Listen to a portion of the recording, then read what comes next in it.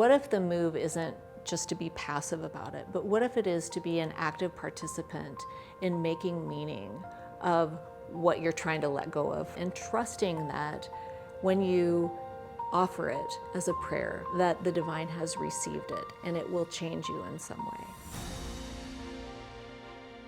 Welcome back to the podcast. I'm Dr. Robyn McKay, and today we're talking about allowing versus controlling. That's a shift that's going to change everything for you. Listen, I've studied meditation literally for 25 years. I even did my postdoc in mindfulness practices at the university. And I taught mindfulness practice for years in the university as a psychologist. So this is not my first rodeo when it comes to meditation. A lot of times teachers will teach to focus on your breath, right? Or to focus on like a non-specific meditation, whatever sound comes up for you or whatever felt sensation you have. There are a lot of different ways to meditate. And in Western psychology, a lot of times we teach meditation as a way to regulate the nervous system, which is a very important thing. But recently I was introduced to an ancient form of meditation, actually, that comes from my Catholic roots. And I want to share it with you today because maybe you'll find it helpful and something else to focus on other than your breath. Every meditation teacher, and myself included in this, teaches how to focus on your breath, how to release emotions, how to transmute emotions, how to let go, and so on. Like, that's pretty familiar with everybody. And I think a lot of times what meditation actually does is it alters our state of consciousness so that we can access our imagination, our creativity, and things like that. Nothing wrong with that at all. But this particular practice of meditation comes out of Catholicism, and it's something that I couldn't believe that I never learned this before. And for me, a lifelong learner, that was amazing. So maybe you'll get something out of this too. So Ignatian meditation comes from Saint Ignatius, which is kind of I'm going to call it a practice within Catholicism. But here's what we do with an Ignatian meditation. One is, there's two ways to do this. I'm going to give some examples. But if you read the Bible, which is nice to do from time to time. We just finished in Catholicism, Easter just passed. So I was practicing this with some of the Easter passages in the Bible in John, where there's a passage in John where he writes about Jesus walking the road to the cross, and then there's a passage about the crucifixion, and then afterwards there's a passage about, the women finding the stone rolled away from the tomb, and Jesus is gone, right? And the angels are there instead. And the way that this meditation works is that you go to a passage in the Bible. Let's take the crucifixion, which is a really salient, obviously, moment biblically, but also for Christians. And when you read that passage in the book of John, for example, you read the passage and you read all the words, maybe you read it out loud, and then the next step is that you actually, in your imagination, insert yourself into that story. So, for example, maybe you're one of the crowd, right, watching the unfolding of this crucifixion. Maybe you're one of the women who followed Jesus to the cross and sat at the foot of the cross. Maybe you're in the position of the Blessed Virgin Mary, his mother, right? Maybe you're another woman nearby his mother. Maybe you're another disciple or apostle, or maybe you're in the crowd, or maybe you're one of the soldiers. And for the next few minutes, you can just simply meditate and imagine yourself being in that scene. Now, imagining being in a scene is not a new form of meditation at all, but imagining being in that particular scene, to me, brings new meaning to it, and a new understanding, a new perspective for what was happening in that scene at that moment. Okay? That's one way that we can use this type of meditation, to simply focus on a scene in the Bible and insert yourself into it. Another fun scene to do, more fun obviously than that, but also, also meaningful in its own way, is going to the next passage in that particular book in John, as the stone is rolled away and the women have come to tend to the body of Jesus. And when they arrive, the stone is rolled away, the tomb is empty, the angels are there saying, "Who are you looking for?" And you can insert yourself into that scene and imagine, maybe you're one of the women. Maybe you're Mary Magdalene or one of the other women who's there. Maybe you're the angel sitting on top of the stone saying, who are you looking for? Or maybe you're one of the guards who comes a little bit later to the scene. Or maybe you're John racing with Peter to the scene, which is always funny because John always wins, and there's a whole thing in the Bible about that. But those are the moments, I think, in meditation where you can really get to know those moments in history in a way that maybe you've never thought about before. And it's going to change you in some way. You're going to get some insight, or you're going to get some perspective that maybe you've never thought of before. Now, the other way that I want to talk about using this type of meditation, rather than focusing on your breath or making your brain an empty rice bowl, which I think is what the Buddhists want you to do, what I will say, and I've tried that, by the way, it's not that impressive, in my opinion. At any rate, I want to tell you this. I went to confession recently at church, and I said my confession, and for penance, my priest always says the same thing. He doesn't always know it's me. I kneel behind the screen, so he doesn't know it's me, but he gives me almost always the same psalm to read. It's Psalm 130. He says, go read Psalm 30. This is your penance. So after I get out of the confessional, I go down and I'm in the church and I kneel down and I open up the Bible and I read Psalm 30. And I thought that time, I'm like, okay, I'm going to do this other form of meditation, which is this. You read the Psalm and you find a word or two that stands out for you. And you just focus on that. So in Psalm 30, there's a line that says, my soul waits for you, Lord. My soul waits for you. So for my penance, as my prayer, I just sat with that particular phrase, my soul waits for you. And I just sat with that. Now, here's the thing about this form of meditation that differs from all of the other experiences that I've had with meditation, is that there's no big aha moment. There's no magical expansion that occurs, right?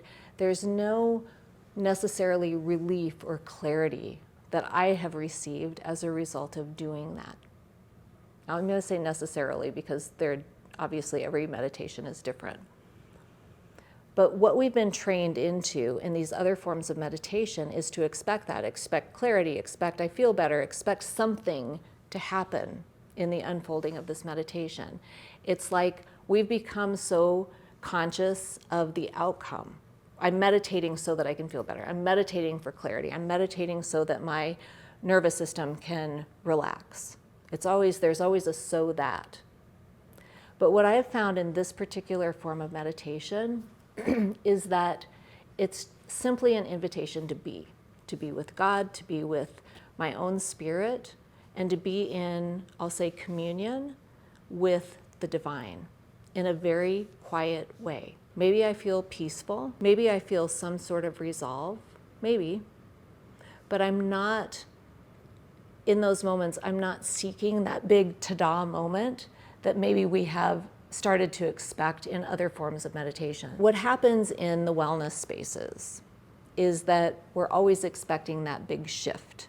But when you come home really to the heart of who you are and whose you are, when you come home to the knowing that God created you, that God has a plan for you, that God made you wonderfully and beautifully, and He has an idea for what your life is meant to be like. And if you can just sit and abide with Him in those moments, that's the preciousness of just coming home to this kind of meditation, being able to just be peaceful and to be quiet with God for a few moments. I think that that's what we miss in the wider spiritual community that's so focused on outcomes and so focused on the smoke and mirrors and the illusion of wellness that keeps us in that healing loop over and over and over again. In my experience, as I've come home to Catholicism and as I've come home to these ancient meditation practices that I had no idea of in all these years that I've done my work in getting my PhD and doing all of my trainings, to come home to this and to know that this was here all along for me. I feel a little bit like Dorothy in The Wizard of Oz, like home is home. And it's just such a peaceful feeling for me, and I want to share that with you. And I want to invite you to just have those precious moments where you just sit and be with what's in the Bible, be with what's in the Word, and be with it consciously, and be with it in your deepest levels of awareness, and give yourself the opportunity to sit with that in a way that you would also sit with someone else's meditation, someone else who maybe doesn't have your best interest in mind, but you certainly are open to that. I know I've had that experience myself, but coming home to this experience with the meditation and being able to really put yourself at the foot of the cross, or really put yourself at the empty tomb. It's a different perspective, and I will look forward to hearing what you experience when you do this as well. A couple more things I want to talk to you about today. One of the ways that you can use this type of meditation is to understand that in the wellness community, when we have pain in our bodies, when we've got something going on in our bodies, we're seeking to clear it or to heal it. And often we go to healers and to shamans and to all the people to clear the thing that's bothering us. And the problem is with that we can have initial clarity, we can have initial expansiveness, and maybe even some initial relief, but the symptoms return. We have a choice of what to actually do with those symptoms, though, and it doesn't have to necessarily be that somebody else clears them for us. One thing you can do is a practice that is well known in Catholicism, which is to offer your suffering as a prayer. Offer your suffering as a prayer.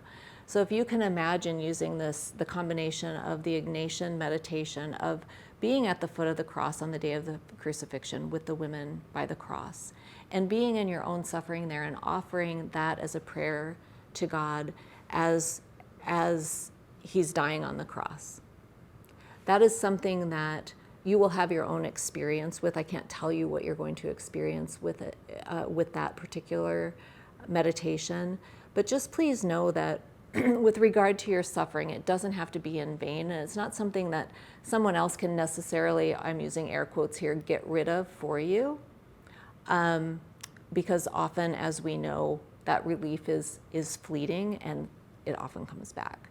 So what this meditation does, it does not promise relief, but it does promise purpose and meaning assigned to your suffering. And that's something that I think is very important in this process of coming back home to who you are and whose you are. The other thing I want to talk with you just about a little bit when we talk about allowing is when in the wider healing and spiritual community, when we talk about allowing, sometimes I think of it like I'm being passive. I'm going to just lay there and allow somebody to do something to me. But in this case, with the Ignatian meditation, the allowing is actually an active experience of allowing your suffering to mean something, allowing your experience to mean something. And maybe it doesn't take it away from you, but it changes your perspective on it. Those are two things that I think are important to differentiate this kind of meditation from the general like mindfulness practice or any kind of guided meditation that you might be listening to from somebody who is not coming from this perspective of Catholicism or Christianity. So all this to say is, if you've been trying to let go of something, what if the move isn't just to be passive about it, but what if it is to be an active participant in making meaning of what you're trying to let go of, first of all, and trusting that when you offer it as a prayer to the divine, that the divine has received it and it will change you in some way. So if you'd like to explore more about Ignatian meditation, I've created a guide for you. It's written, it's just a little PDF that will take you through the process of exploring your own way of working with Ignatian meditations, and you can download that in the link in the show notes. And I will look forward to hearing from you on how that's been working for you or what you're realizing as a result of doing that kind of meditation. Finally, I would love it if you would subscribe to us on YouTube or leave a review on Spotify or Apple Podcasts or wherever you're listening to your podcasts. and I will see you next time.